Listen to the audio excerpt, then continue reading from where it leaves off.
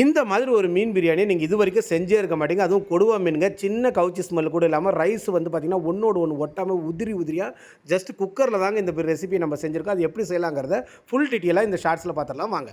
ஒரு ஸ்பூன் இஞ்சி, ஒரு ஸ்பூன் பூண்டு எடுத்துங்க, ஒரு பெரிய எலுமிச்சம்பழம் எடுத்துங்க, ஒரு ஸ்பூன் உப்பு, ஒரு ஸ்பூன் மிளகாத்தூள், கொஞ்சமாக மஞ்சத்தூள் எடுத்துங்க.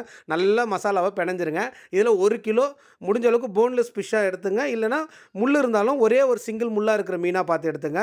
நம்ம இதுக்கு கோல்டன் கிரைன் ரைஸ் தான் யூஸ் பண்ண போகிறோம். இது வந்து 1 கிலோ எடுத்துருக்கங்க.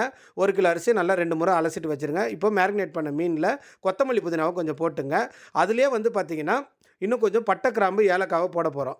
5 கிராம் பட்டை, 2 கிராம் ஏலக்காய், 1 1/2 கிராம் கிராம்பு பவுட்ரு பண்ணி பாதி பவுட்ரு வந்து இப்போ இந்த மீனோடு போட்டு பிரட்டி வச்சிடலாங்க. 300 கிராம் நம்ம பிரியாணிக்கு ஆயில் எப்போவுமே யூஸ் பண்ணும்ல, அந்த எண்ணெயை நல்ல குழியாக இருக்கிற பாத்திரத்தில் போட்டு அரை பதமாக மீனை மட்டும் பொரிச்சு எடுத்துங்க. வேகவே கூடாது, சும்மா மேலே இருக்கிற மசாலா கோட் ஆகிறதுக்காக மட்டும்தான். இந்த எண்ணெயை யூஸ் பண்ணி நம்ம என்ன பண்ணிடலாம்னா பிரியாணி பண்ணிடலாங்க.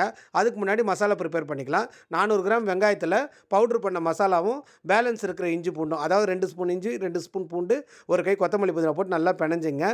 இப்போ வந்து நம்ம வறுத்து வச்சுருக்க எண்ணெயை ஆட் பண்ணிவிட்டு அதிலே இந்த வெங்காயம் பிரட்டி வச்சுருக்கோம்ல இதையும் போட்டு நல்லா மிக்ஸ் பண்ணிடலாம். மேரினேட் பண்ண மசாலா இருந்தாலும் இதிலே போட்டுருங்க.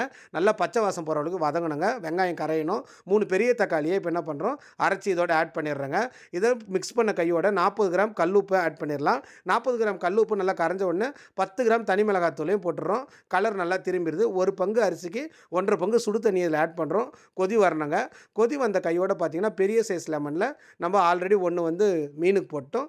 இப்போ ஒரு அரை பழத்தை ஆட் பண்ண போகிறோம். மீன் பிரியாணிக்கு தயிர் நான் ஆட் பண்ணல, ஏன்னா தயிரோடு வந்து மீனை சேர்த்தா நிறைய பேருக்கு ஒத்துக்காது, அதனால் நான் ஆட் பண்ணல. கொதிக்கிற தண்ணியில் சுத்தமாக வடித்த அரிசியும் நம்ம ஆட் பண்ணிடுறோம். அதே போல் பார்த்திங்கன்னா மீனையும் இது மேலே லேயர் லேயராக அப்படியே அழகாக அடுக்கி விட்டுட்டு ஒரே ஒரு விசில் விட்டு எடுத்தோம்னா அட்டகாசமான மீன் பிரியாணி ரெடி ஆகிடும். நீங்கள் உடச்சிடக்கூடாது. ஓப்பன் பண்ண கையோட ஃபஸ்ட்டு நம்ம மேலே வச்சு பார்த்திங்களா மீன் இது எல்லாத்தையும் ஒன்று ஒன்றா எடுத்துடணுங்க. அதுக்கப்புறம் ரைஸை மிக்ஸ் பண்ணி சாப்பிட்டிங்கன்னா அட்டகாசமான மீன் பிரியாணி ரெடி ஆகிடும். இது போல் ஒரு மீன் பிரியாணி நீங்கள் ட்ரை பண்ணி பார்த்துட்டு எப்படி வந்துச்சுங்கிறத கமெண்ட்டில் சொல்லுங்கள். தேங்க்யூங்க. தேங்க்யூ ஸோ மச் ஃபார் வாட்சிங்.